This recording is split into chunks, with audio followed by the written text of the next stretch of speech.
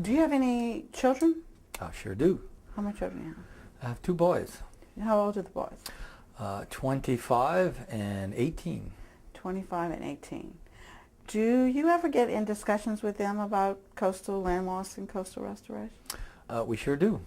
So tell me a little bit about what they think and how you share your ideas about that. Well, let's just say they grew up here on the bayou and enjoyed fishing. I try to do activities with them in hunting and fishing and teaching them about the natural resources and what it means and how to enjoy it and how not to abuse it and overuse it. You probably see their photographs in many of the rodeo books because they've won a few awards in catching bull reds and bull drum. But no, they both love the outdoors and have enjoyed it in their childhood, and I hope that their children can enjoy the same outdoors. So, long-term goal is I grew up with it.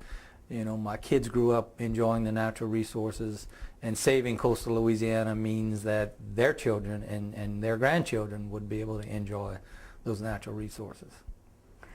If you wanted to send a message to those yet to be born grandchildren and great-grandchildren about what you do here for their future, what would you tell them about why you're doing not just the industry part but the restoration part? Well, I guess it's intertwined in what we're doing here as far as industry, or as far as creating jobs in industry, is giving you an opportunity to live here if you choose, to be able to live here and make a living. And preserving and the coastal wetland projects that we do, the restoration projects that we do, protect the infrastructure of Fourchon, which is about $1 billion on the ground, and 1 billion of vessels floating in the port every day, protects the infrastructure of the port, but it also protects our culture and it protects our way of life. I mean, without the industry here and being able to live here, we would not be able to stay here. We'd have to move away. So you need the business and industry, but then you also need to protect the coastal wetlands, and that'll allow you to enjoy, all the resources there are. I mean, the natural resources of the fishing industry are there to enjoy, as well as the opportunity to work, which is, also another natural resource. The port is created because of Bayou Lafourche flowing into the Gulf of Mexico. It was a natural resource, again, that we took an opportunity to maintain and to create jobs in industry. If you wanted to reach out to the viewers and say, we're having a discussion about the port, we're having a discussion about restoration, but I don't want you guys to forget. So what would you be telling the people who are looking at this video, what you don't want them to forget? Well, I don't want you to forget that the port sits in the middle of the two biggest estuaries. Don't ever forget that. I've had many people, we look at, how we got here, how do we maintain, how do we save this area. And I tell many people, there are many people out there who claim that the way to save a natural resource or to save resources is to not have any human intervention. And I tell people that, and I understand what they mean, but I also tell them, if you get up in a helicopter and look from the sky at coastal Louisiana, if you look to the east of Grand Isle, the islands are deteriorated. There's very little protection for the marshes. The marshes are failing fast because of that non-protection. And you also look to the west of Port Fourchon. You're going to see deteriorated barrier islands, deteriorated marshes. And dead in the center of Louisiana, you have Grand Isle, the only inhabited island in Louisiana, still exists pretty much intact. And you have Port Fourchon that still exists and is still intact. And the reason is there are people there. Grand Isle has people living there. Fouchon has people working there. And because those two entities exist on those barrier islands or right on the coastal zone, they're still there. So, my hope is one day that the nation will wake up and assist the state in trying to rebuild coastal Louisiana. And actually there is a place to start. It's in the middle. There's a highway system here that you can access the eastern and western sides of the state to rebuild it. If you didn't have Fouchon, then this would be gone as well. If you didn't have people living in Grand Isle, it would be gone as well. So an island that's underwater or that doesn't exist anymore has zero habitat, for wildlife. That is my opinion. Right now, it may be sharing 50% of that habitat with people, but 50% is better than zero. And the same thing in Fouchon. The Bell Pass was dug some 40-something years ago. And Bell Pass was dug and material was stacked on to make levees on either side. And today, because of that dredging and stacking of material, there are scrub oaks and trees that are growing, and that is one of the biggest nesting areas for rosette spoonbills.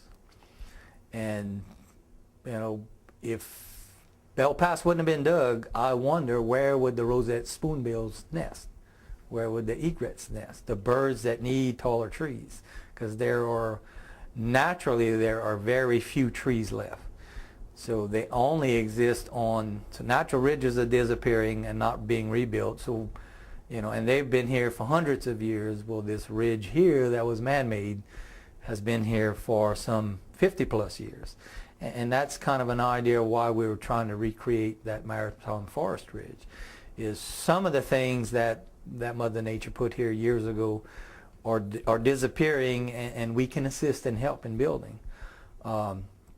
And it's quite an interesting story. You still have 240 vessels going in and out of the channels per day on the side of one of the biggest rookeries, and it coexists. So it can coexist side by side. If you think about your planning, you think about what you're doing, you think about how you're developing, you can create some coexistence between, industry and nature. That's definitely, for sure. I want to ask a couple of questions about QIPRA, because we're here representing QIPRA. QIPRA's been in the restoration business for 20 years, kind of trying to help where they can, build some projects. I guess the question would be, how do you feel about the QIPRA program and what's been done? If I'm not mistaken, I think we've joint ventured on quite a few projects with QIPRA. We've done beach restoration projects. We've done West Bell Pass project. This was a state project to rebuild some marshes on the western side of Bell Pass, which, there again is a double benefit. It benefits the port and the industry here by, allowing dredge spoils in close proximity to Bell Pass to be deposited. Well, it recreates marsh as well as protects that channel from, a washout that would just fill it in, silt it in. So, why wouldn't you work together in building a project that would rebuild some wetlands, protect the industry, as well as give some new environment for nature? So we've worked on projects like that. The state was ready to give up on the project because there were some oyster lease issues.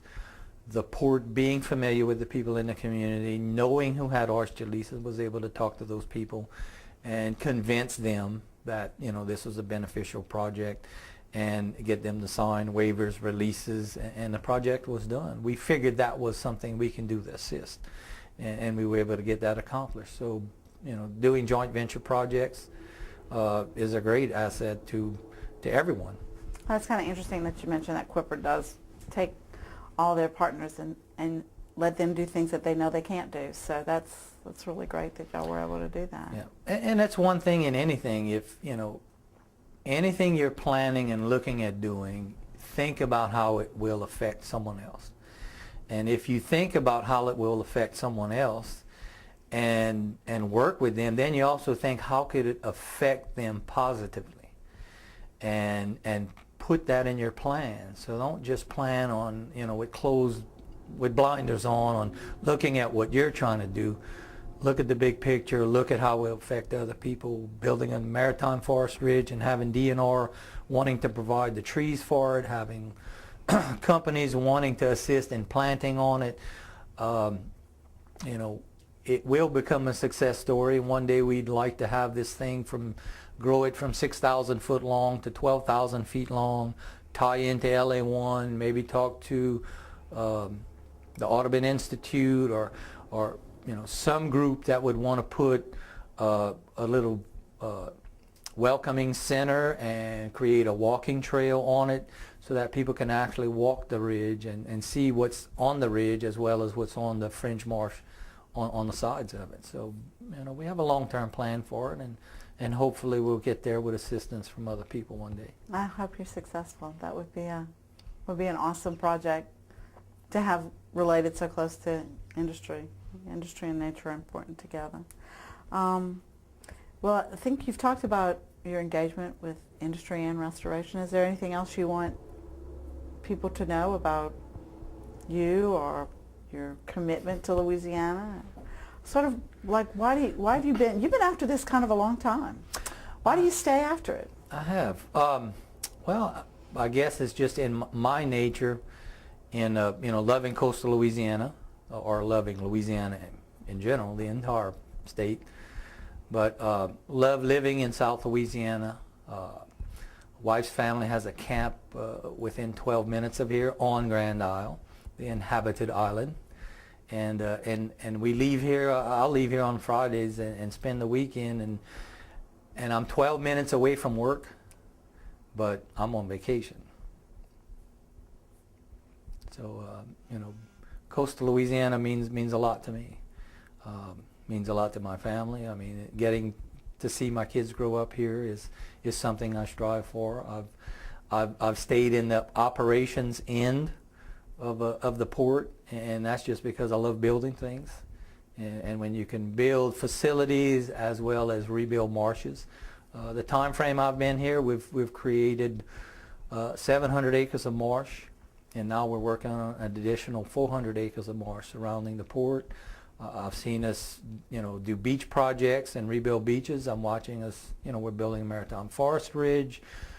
It's just amazing to see what opportunities are there with the industry and the protection, that we see. The commission I work for is elected, so the people in this community really say what they want. And being part of that community, we have an oysterman, fourth generation oysterman that's on our board. We have someone who works in the shrimping industry. We have people in other industries. So we have a very diverse board that listens to all walks of life from our community, and they all want the same thing. They all want to sustain our community and hope their kids and grandkids can stay here and live here if they choose. Yeah, it's a good place to live, good place to have for our kids. I guess we want to thank you today for making time to talk with us and tell people about what's going on here at the very edge of the coast, and what we need.